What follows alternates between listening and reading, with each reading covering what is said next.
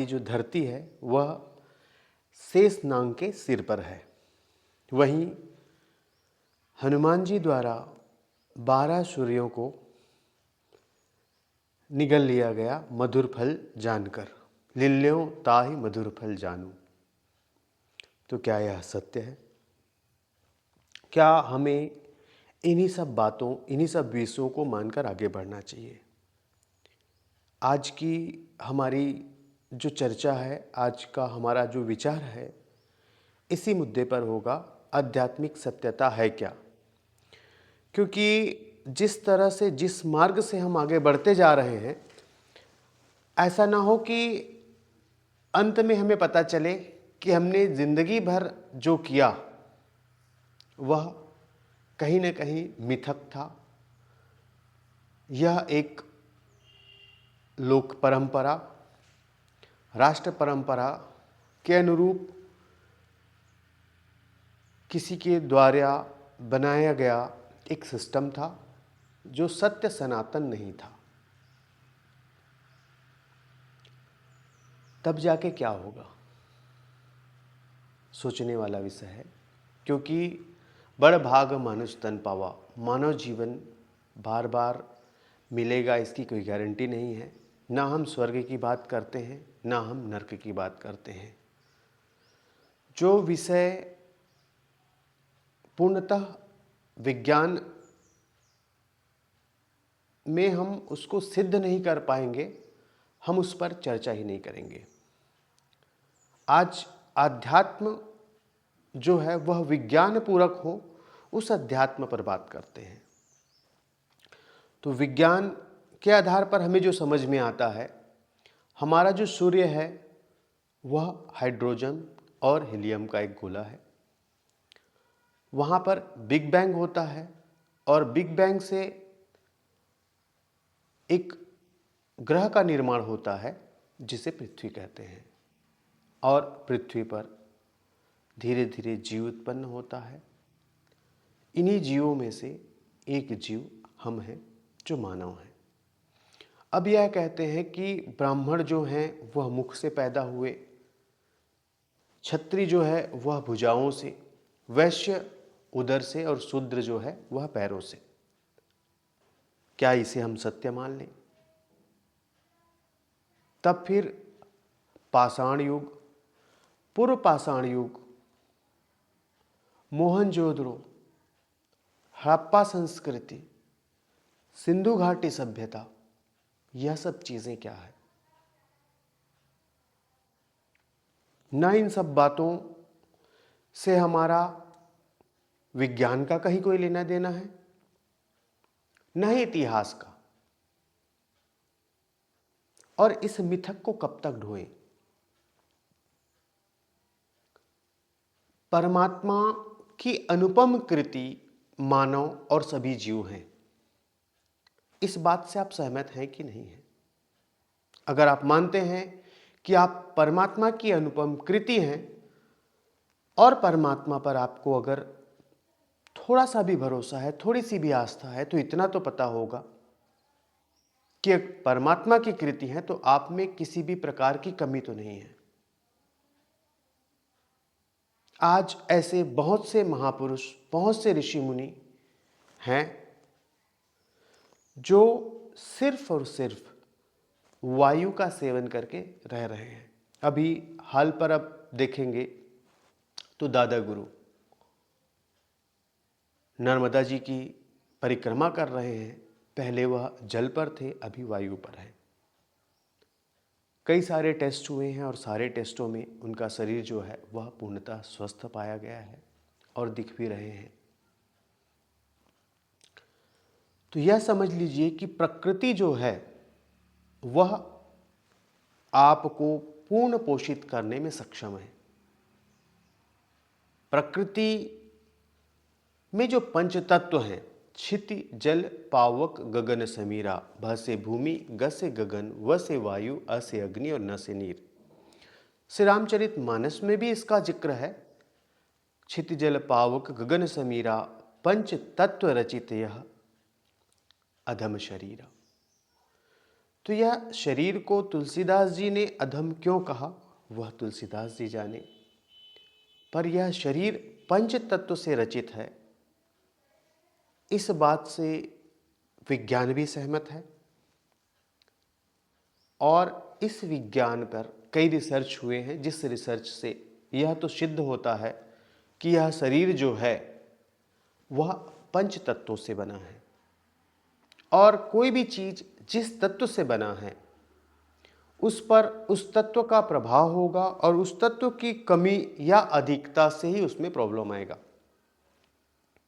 तो हमारा यह मानव शरीर जो है वह अगर 5 तत्वों से बना है तो इस पर पंच तत्वों का प्रभाव होगा कि नहीं होगा, इसकी कमी या अधिकता से प्रॉब्लम होगा कि नहीं होगा।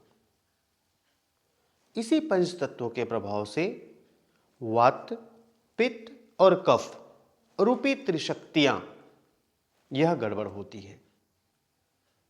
हमारे अंदर में मुख्य रूप से त्रिशक्ति और 3 नाड़ियों का प्रभाव होता है।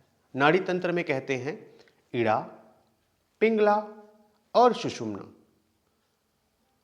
आपकी चंद्रस्वर बाईं तरफ इड़ा, वही सूर्यस्वर दाहिने तरफ पिंगला, और मध्यमा जो है वह सुषुम्ना है। सुषुम्ना नाड़ी जब जागृत होती है तो आप ध्यानस्थ स्थिति में आ जाते हैं, आप आनंद और परमानंद की स्थिति में होते हैं। यह सौभाग्य हमें लगातार 5 दिन तक प्राप्त हुआ। उस समय साधना के क्रम में हम समझ नहीं पा रहे थे कि हो क्या रहा है, पर वो 5 दिनों तक सुषुम्ना जागृत थी। और जब सुषुम्ना जागृत होती है तो पूर्वाभास होने लगता है। हम उस 5 दिनों में जो भी बातें कहे थे वह 100% सत्य हुआ। हमें पता नहीं था कि ऐसा होगा, हम तो बस एक अनुमान, एक चीजें आ रही थी और उसको लिखते जा रहे थे। यह लगभग 2019 की घटना है। छत्तीसगढ़ के बेमेतरा जिले के बोरतरा ग्राम में यज्ञ चल रहा था। उसी यज्ञ के दौरान हमारी साधना चल रही थी, मंत्र साधना और ध्यान। ध्यान के साथ मंत्र साधना, मतलब सांसों में मंत्रों को घोलने का क्रम, यह अनवरत क्रम में था हमारा।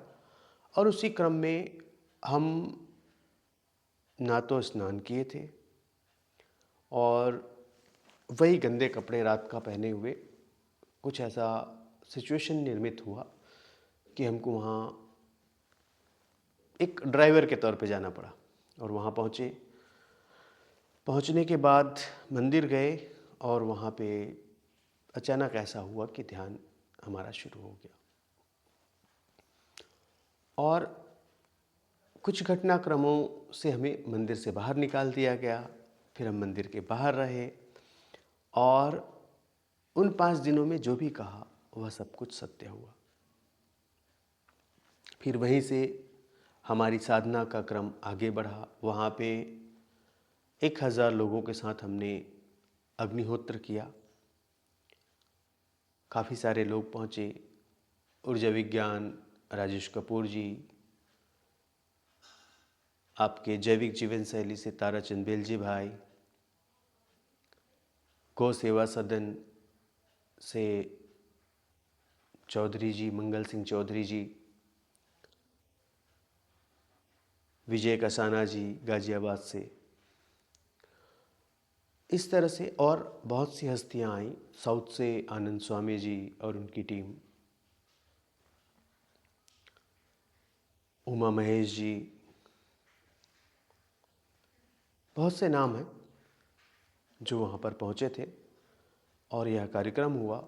उसके बाद राजेश कपूर जी के कथन अनुसार हम बेमेतरा से जो राजीव दीक्षित जी की यात्रा उस समय प्रारंभ करना चाह रहे थे, क्योंकि वह राजीव भाई की अंतिम सभा स्थली थी राम मंदिर, वहीं से हम आगे बढ़ना चाह रहे थे। कपूर जी ने कहा नहीं, अभी समय नहीं आया, साधना का क्रम और थोड़ा आगे बढ़ाइए।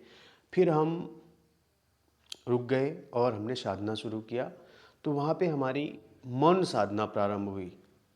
मौन साधना चली 6 महीने तक। 6 महीने के मौन साधना को खोलने के बाद अमरकंटक जाना हुआ और अमरकंटक में फिर लगा नहीं, हमें माँ नर्मदा की परिक्रमा करनी है। तो उस परिक्रमा को मैया के सहारे परिक्रमा का नाम दिया गया था। और यह परिक्रमा हम बिना पैसे के पहाड़ों के रास्ते अकेले निकल पड़े और हमारी परिक्रमा पूर्ण हुई। इस परिक्रमा के दौरान हम लगभग हजारों रुपए दान किए हैं, जबकि 1 रुपए लेकर नहीं चले थे। हमारी परिक्रमा पूर्णतः पैदल तो नहीं थी। मैया के सहारे परिक्रमा का मतलब ये था कि कोई अगर आग्रह करे कि हम जा रहे हैं उधर, आपको छोड़ देंगे, ले चलते हैं, तो बैठ जाते थे। इस तरह से गाड़ियों में भी बैठे। कोई महात्मा ने बता दिया कि यहाँ से यहाँ तक ट्रेन रूट है, तो ट्रेन में भी बैठे। और इस तरह करते हुए हम पहुँच गए समुद्र के तट पर। समुद्र तट पहुँचने से पहले हम तेली भट्टायन सियाराम बाबा का दर्शन करके निकले थे। फिर आया वेदांतु संगम। वेदांतु संगम में एक तरफ संगम दिख रहा था और दूसरी तरफ एक आश्रम दिख रहा था। समय काफ़ी हो चुका था, तेज भूख लग रही थी, लेकिन दूसरी तरफ संगम आकर्षित कर रहा था। तब हमारे पास 2 में से एक को चुनना था, तो हमने फिर संगम पे जाना तय किया। और जैसे संगम पे गए, कमर तक पानी में चले गए। वहाँ जाने के बाद लगा नहीं, यहाँ स्नान नहीं करेंगे, यहाँ से दूसरी जगह जाएंगे। थोड़ा सा निकल के आए और दूसरी जगह पे गए, वहाँ डुबकी लगाए। कुछ मिला जो प्राकृतिक फल जैसा था। अंदर डुबकी लगाए तो एक पौधा था, उस पे था। मन किया इसे खा लिए। जो भूख था वो शांत हो गया और लगभग 2-3 घंटे हम वहाँ पड़े रहे, गहरे ध्यान में चले गए। जब वहाँ से उठे तब जाके उषा क्रिया का हमें बोध हुआ। संपूर्ण उषा क्रिया जो 1 घंटे का है, हमने वहाँ पर किया। वेदांतु संगम को मरकटे संगम भी बोलते हैं और वहाँ पर मेला भी लगता है। वहीं आगे गए आश्रम में, तो वहाँ पे शिव जी का मंदिर था। हमने आश्रम में पहुँच के आग्रह किया कि हम यहाँ विश्राम करेंगे, रुकेंगे। तो आश्रम वालों ने कहा कि यहाँ पे सदा व्रत की व्यवस्था तो है नहीं, तो यहाँ पे रुकने की व्यवस्था नहीं हो पाएगी। हमने कहा हमें भोजन की लालसा नहीं है, ना वो है, हम तो बस रुकना चाहते हैं, आप भोजन कराएं ना कराएं कोई विषय नहीं है। फिर हम वहाँ पे रुक गए और ऐसी कुछ कृपा बनी कि कुछ लोग आए, उन्होंने फिर भोजन की व्यवस्था की। वहीं पर एक व्यक्ति आए थे जिनको सोराइसिस का प्रॉब्लम था। वह सोराइसिस उनके सिर्फ हाथ में यहाँ तक ही बस सही था और चेहरा थोड़ा ठीक दिख रहा था, बाकी पूरे शरीर में सोराइसिस था। हमने देखा और कुछ कुछ उपाय बताया उनको। तो 3 दिन वहाँ उनके साथ रहे। 3 दिनों में ही उनका सोराइसिस काफ़ी हद तक ठीक हो गया। फिर वो आग्रह किए तो उनके यहाँ गए और उनके यहाँ भोजन प्रसाद लिए। फिर आगे कुछ दूर तक वो छोड़े। इस तरह से हमारा कारवां आगे बढ़ता गया और हम समुद्र तट पर पहुँचे। समुद्र तट पर पहुँचे तब हमारे पास नाव के लिए पैसे नहीं थे। सब टिकट बुक कर रहे थे और हम टिकट बुक नहीं कर रहे थे। तो एक परिक्रमावासी थे, उनको एहसास हुआ कि शायद इनके पास पैसे हैं नहीं, तो वो अकेले में बुलाया और बुला के बोले कि आपका टिकट मैं करा देता हूँ। हमने कहा नहीं, कहीं कोई आवश्यकता नहीं है, हो जाएगा करके। फिर दूसरे दिन सुबह और जो बस में नर्मदा परिक्रमा कर रहे थे, उन्होंने आग्रह किया कि आप हमारे यहाँ प्रसाद पाइए। तो जैसे प्रसाद के लिए बैठे, फिर कुछ लोग आए, दक्षिणा देने लगे।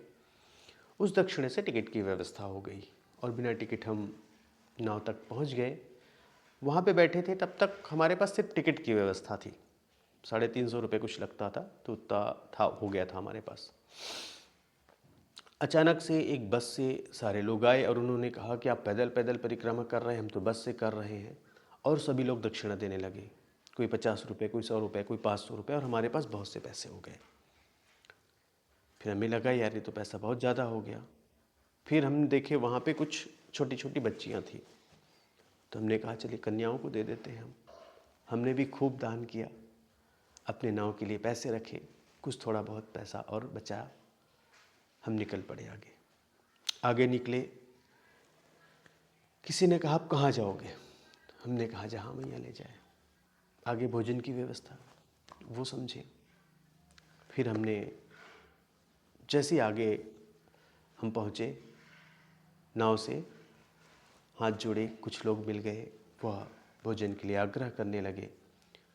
भोजन हुआ, वहाँ पे फिर दक्षिणा मिला, और इस तरह से हमारी यात्रा आगे बढ़ती गई। वहाँ से हम ट्रेन रूट पकड़ लिए और निकल गए हरिद्वार। गंगा जी का दर्शन, गंगा जी स्नान, वहाँ से आ गए वृंदावन। वृंदावन में यमुना जी का स्नान, यमुना दर्शन। वहाँ फिर आश्रम से श्यामा दाई द्वारा दिया गया डब्बे में घी, लगभग 2 किलो घी था, कुछ दक्षिणा, मैया जी के लिए साड़ी। तो ये सारी चीज़ें लेकर हम पहुँच गए अमरकंटक। अमरकंटक में भंडारा कराए, और वह भंडारा आज तक अमरकंटक में कपिल कुटी वालों के साथ चल ही रहा है। हमारा थोड़ा बहुत आंशिक, दाल में नमक के बराबर आंशिक दान वहाँ जाता है और चलते रहता है। इस तरह से साधना का क्रम चल ही रहा था। इन सब चीज़ों में एक चीज़ समझ में आया कि कहीं हम मंदिरों के चक्कर में भटक तो नहीं रहे हैं, क्योंकि कहते हैं ना, अंतःमति तमसो गति। अंत में जो मति होगी, गति उसी प्रकार होनी है। और आपका जो शरीर है, आपके शरीर में ही परमात्मा का वास है। ईश्वर अंश जीव विनाशी। वह परमात्मा को वास कहाँ पर है? देखिए, आपका जो शरीर है, इस शरीर में ऐसा कौन सा चीज़ है जिसके पूर्णतः बंद होने से यह कहा जाता है कि आपकी मृत्यु हो गई, आपकी डेथ हो गई? देखते हैं ना, नाड़ी देखते हैं, वात, पित्त, कफ। हम इसे कहते हैं ब्रह्मा, विष्णु, महेश। यह त्रिशक्तियाँ। लोग कहते हैं ना त्रिदोष, हम त्रिदोष नहीं, हम त्रिशक्तियाँ कहते हैं। वात, पित्त, कफ, ब्रह्मा, विष्णु, महेश। इसी तरह से हम कृष्ण पक्ष और शुक्ल पक्ष नहीं कहते, हम कहते हैं कृष्ण पक्ष और राधा पक्ष। तो ये त्रिशक्ति जो है, यह धड़कन कब तक समझ में आता है? जब तक आपका हार्ट जो है कितने बार धड़कता है 1 मिनट में? 72 बार। 72 बार जो हार्ट धड़कता है, तभी आपका जो शरीर है वह क्रिएशन पे है। परमात्मा का काम क्या है? संरचना करना। सूर्य की परिक्रमा पृथ्वी अनवरत कर रही है, बिना रुके, एक भी सेकंड का आगे ना पीछे। नियमित, नियमतः और निरंतर परिक्रमा चल रही है। उसी परिक्रमा के अनुरूप दिन, रात, 6 ऋतुएं, मौसम चेंज होना, सुबह से शाम होना, शाम से फिर सुबह होना, यह चल रहा है। इसी तरह से जिस शरीर में भी अगर आत्मा रूपी परमात्मा है, मतलब उसका क्रिएशन चलता रहेगा। जैसे ही आपका हार्ट पंप करना बंद हुआ, सांसें रुकी, शरीर क्षीण होना शुरू होता है, पंचतत्वों में विलीन होना शुरू होता है, और आप जो हैं अपने अपने ऊर्जा तत्वों में समाहित हो जाते हैं। तो ऐसी कौन सी शक्ति है जो जाती है? उसी शक्ति को हम कहते हैं परम शक्ति, परमात्मा की शक्ति। यह मिथक ही लगता है कि कोई देवता जैसे शिव जी, चूड़ा बांधे हुए, गले में सांप, डमरू, त्रिशूल, बाघांबर या फिर नागा रूप में, क्या यह संभव है? विष्णु जी, किसने दिया यह रूप? ब्रह्मा जी। यह रूप देने वाले हैं कौन? किसने देखा है परमात्मा को? अगर परमात्मा है तो देखा किसने है? क्योंकि शास्त्र में अगर जाएं तो कहते हैं कि परमात्मा अव्यक्त, अजन्मा और अविनाशी है। तो अजन्मा, अव्यक्त और अविनाशी परमात्मा की साधना और आराधना आप अपने व्यक्त रूप में कर रहे हैं तो वह कर्म हुआ कि विकर्म हुआ?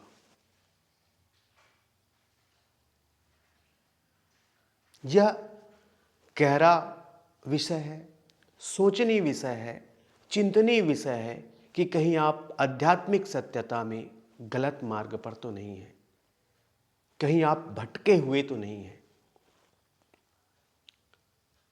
अगर सचमुच परमात्मा इस रूप में है तो बद्रीनाथ केदारनाथ जाते हुए बस खाई पे गिर जाती है, सारे यात्री मर जाते हैं। वहाँ एक भूकंप आ जाता है, बहुत से लोग दब जाते हैं, मर जाते हैं। प्लेन जा रही है, क्रैश हो गया, सभी लोग मर गए। कहाँ है ये भगवान? क्यों नहीं दिख रहा है इनको? छोटे छोटे बच्चों का क्या कसूर है? कहते ना गुनाहों का फल, तो छोटे छोटे बच्चों ने क्या ऐसा कर दिया जो उनको उसका भुगतना भोगना पड़ रहा है?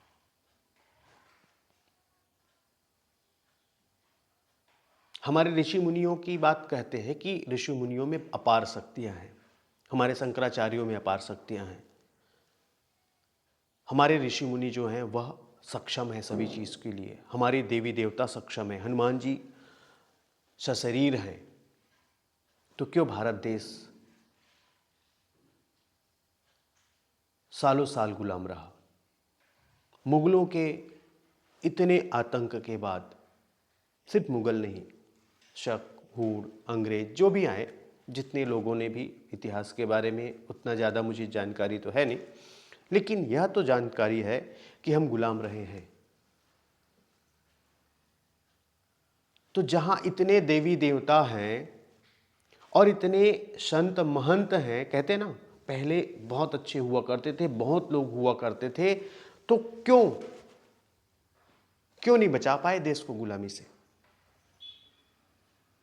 अगर इसी तरह से हम भी उसी डर्रे पे चलते रहे तो पुनः वह दिन आने वाला है कि हम फिर से गुलाम हो जाएंगे। अभी तो मानसिक गुलाम है ही हम।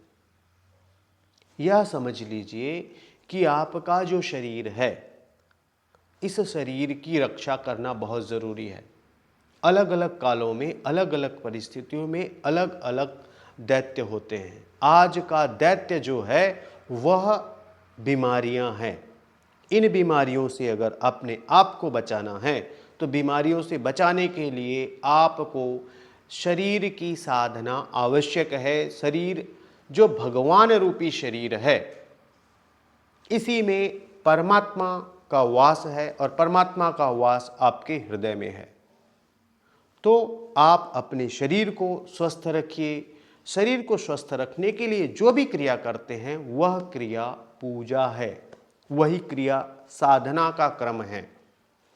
तो शरीर को स्वस्थ रखें, आंतरिक अंगों को स्वस्थ रखने के लिए प्राणायाम, परायण होना, प्राणायाम के बाद मेडिटेशन जो है आपका, वह ध्यान, स्वाध्याय, यह क्रम जब तक आप नहीं करेंगे आध्यात्मिक सत्यता को आप छू ही नहीं पाएंगे।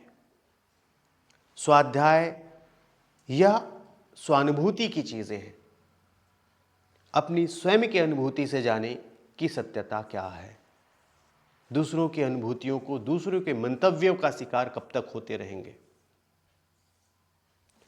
प्लूटो, अरस्तु, दयानंद सरस्वती, आपके कबीर जी, स्वामी विवेकानंद जी,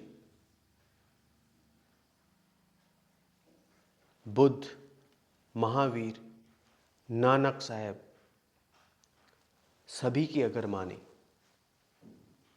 तो परमात्मा की ऐसी कोई छवि इन लोगों ने स्वीकार नहीं किया है। तो क्या यह सब अनभिज्ञ थे, अनजान थे? छत्तीसगढ़ में प्रचलित स्थिति, संत बाबा गुरु घासीदास जी, यह भी ध्यानस्थ अवस्था में रहते थे और इन्होंने भी एक बात कही, मन के एक समान। तो सर्व मानव की उत्पत्ति एक ही जगह से है कि नहीं है?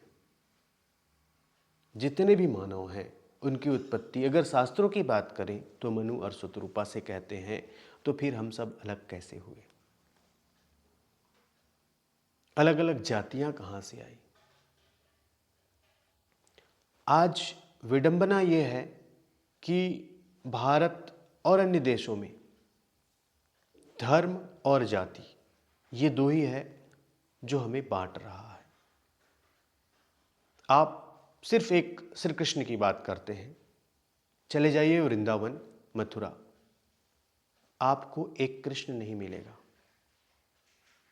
कहीं राधा वल्लभ तो कहीं बाके बिहारी, कहीं रेवती रमन तो कहीं राधा रमन, कहीं प्रेम मंदिर तो कहीं प्रियाकांत जो, कहीं लाडली लाल तो कहीं रसिक बिहारी। हजारों नाम, कंफ्यूज हो जाएंगे आप कि कृष्ण है कहाँ। सबकी पूजा पद्धति अलग, सबका तिलक अलग। अब बताइए किस तरह से बट रहे हैं हम?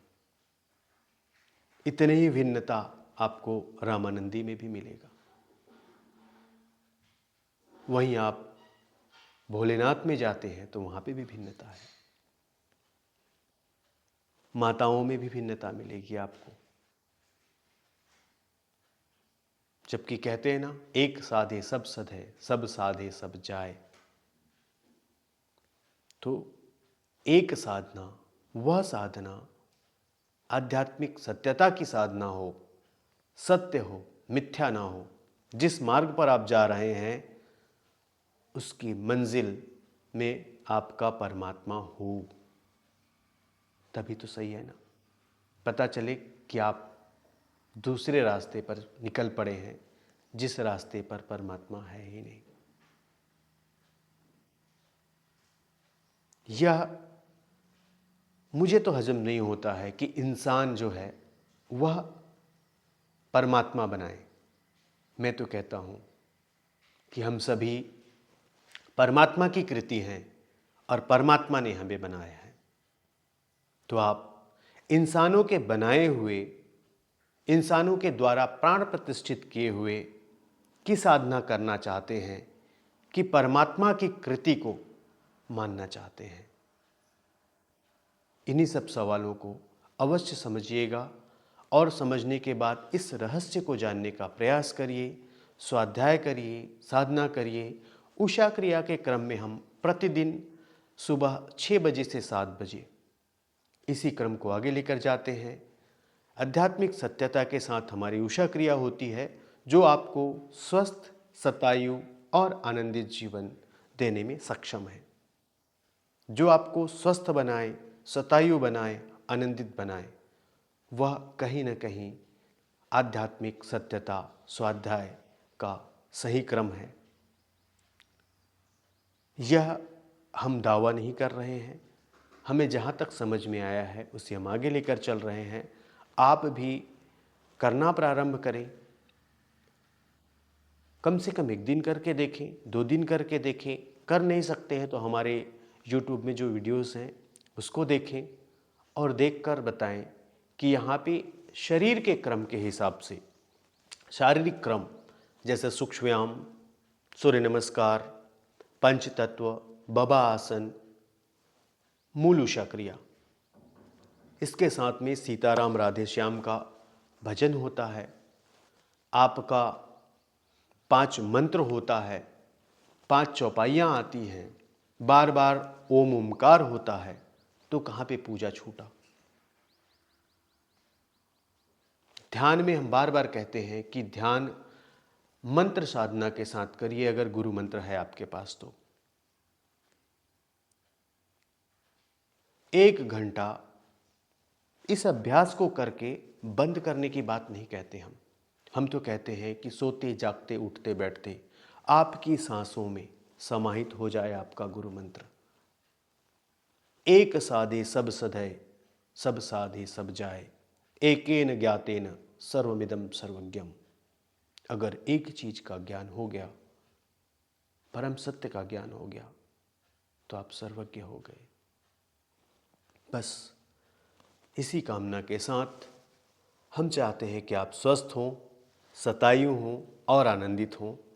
इसी क्रम में यह उषा क्रिया जहाँ तक हमें समझ में आया है आप तक ला रहे हैं, और हमें पूर्ण विश्वास है कि उषा क्रिया नियमित, नियमतः और निरंतर करने वाला व्यक्ति कभी भी डॉक्टर के पास नहीं जाएगा, कभी उसको किसी मेडिसिन की आवश्यकता नहीं होगी, और वह स्वस्थ होगा, शतायु होगा, आनंदित होगा। जिस तरह से कुछ लोग हैं जो हमें फॉलो कर रहे हैं, वह लगभग 5 से 6 वर्ष हो गया, आज तक न वो न उनके घर वाले हॉस्पिटल गए हैं, न किसी प्रकार का दवाई लिए हैं। तो आप भी अगर स्वस्थ, शतायु, आनंदित जीवन चाहते हैं तो TDS तत्वम डिवाइन सोल तो आप हैं ही, उसको समझें, क्योंकि आप सभी तत्व हैं, और डिवाइन मतलब दिव्य हैं, और सोल मतलब आत्मा है। लेकिन आपको यह सब करने से रोकेगा तत्वम डिवाइन सोल की जगह TDS devil soul, तत्वम devil soul. हर सिक्के के 2 पहलू होते हैं, एक पहलू अगर डिवाइन है तो दूसरा पहलू डेविल भी है। जहाँ दिव्य है वहाँ दैत्य भी होगा, तो वह दैत्य तत्व इस मार्ग में आने से रोकेगा। हो सकता है आपको आपका अहंकार बढ़ा के कर दे कि आप कहाँ उसके पीछे ये भी हो सकता है। हो सकता है यह आपको हो कि नहीं, मैं उठ नहीं सकता, मेरे पास समय नहीं है, मुझे कई सारे प्रॉब्लम्स आ सकते हैं, शारीरिक समस्या आ जाती है, इस तरह के बहुत से प्रॉब्लम्स हैं। लेकिन इतना ध्यान रखें, समय चूक ना जाए।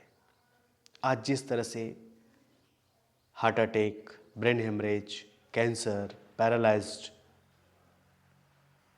हार्ट, लीवर, किडनी फेलियर लगातार बढ़ते जा रहा है, बिना चूके, बिना रुके आप आज से ही क्रिया प्रारंभ करें और स्वस्थ, शतायु, आनंदित जीवन के मार्ग में आगे बढ़ें। साथ ही अगर आप उषा क्रिया के साथ 3SR का प्रयोग करते हैं तो और अद्भुत लाभ होने वाला है। रीज़न ये है कि आजकल हमारे खेतों में कार्बन मटेरियल कम हो गया है। हम चावल, गेहूं की जगह मान लीजिए मिलेट्स लेते हैं, मोटा अनाज लेते हैं, तो हमारे खेतों में ही उर्वरकता नहीं है तो मिलेट्स क्या काम करेगा। तो इसलिए हम आपको प्राकृतिक चीज़ों से निर्मित जड़ी बूटियाँ, इसका पोषण आहार देते हैं। तेलों में कुछ जड़ी बूटियाँ डली हुई है, वह आपके रोम रोम छिद्र को खोलकर रोम रोम को जागृत करता है। वहीं आपका नाभि द्वारा 360 प्लस हड्डियों के जोड़ों को खोलता है, 72,000 प्लस नाड़ी तंत्र को एक्टिव करता है, आपके पूरे शरीर, पूरी त्वचा को एक्टिव करता है, आपके मुख्य 12 ऑर्गन को एक्टिव करता है, आपके ब्रेन तक अच्छे रूप में ब्लड का संचार करता है, जो आपके पैर से लेकर ब्रेन तक पहुंचता है।